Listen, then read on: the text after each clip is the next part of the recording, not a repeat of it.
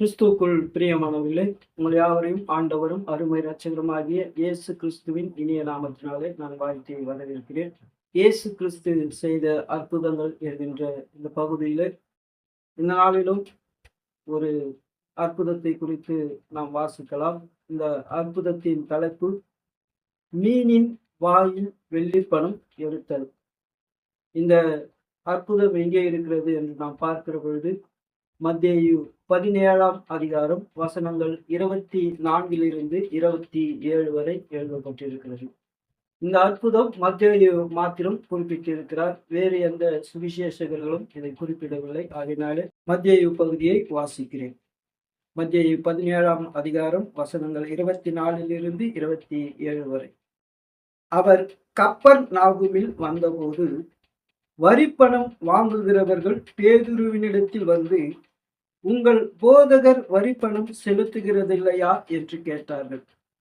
செலுத்துகிறார் என்றான். அவன் வீட்டுக்குள் வந்தபோது அவன் பேசுகிறதற்கு முன்னமே இயேசு அவனை நோக்கி, சீமோனே, உனக்கு எப்படி தோன்றுகிறது? பூமியின் ராஜாக்கள் தீர்வையையும் வரியையும் தங்கள் பிள்ளைகளிடத்திலோ அந்நியரிடத்திலோ யாரிடத்தில் வாங்குகிறார்கள் என்று கேட்டார். அதற்கு பேதுரு, அந்நியரிடத்தில் வாங்குகிறார்கள் என்றான். இயேசு அவனை நோக்கி, அப்படியானால் பிள்ளைகள் அதை செலுத்த வேண்டியதில்லையே.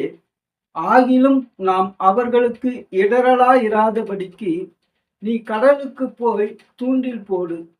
முதலாவது அகப்படுகிற மீனை பிடித்து அதன் வாயை திறந்து பார். ஒரு வெள்ளிப்பணத்தை காண்பாய். அதை எடுத்து எனக்காகவும் உனக்காகவும் அவர்களிடத்தில் கொடு என்றார். கிறிஸ்துவுக்குள் அன்பானவர்களே, இந்த நாளிலும் ஒரு அற்புதத்தை குறித்து நாம் வாசித்தோம். தொடர்ந்து அடுத்த பகுதியிலே ஆண்டவர் செய்த வேறொரு அற்புதத்தை குறித்து நாம் வாசிக்கலாம். கர்த்தர் தாமே உங்கள் ஒவ்வொருவரையும் ஆசீர்வதித்து வழிநடத்தி காப்பாராக. ஆமென்.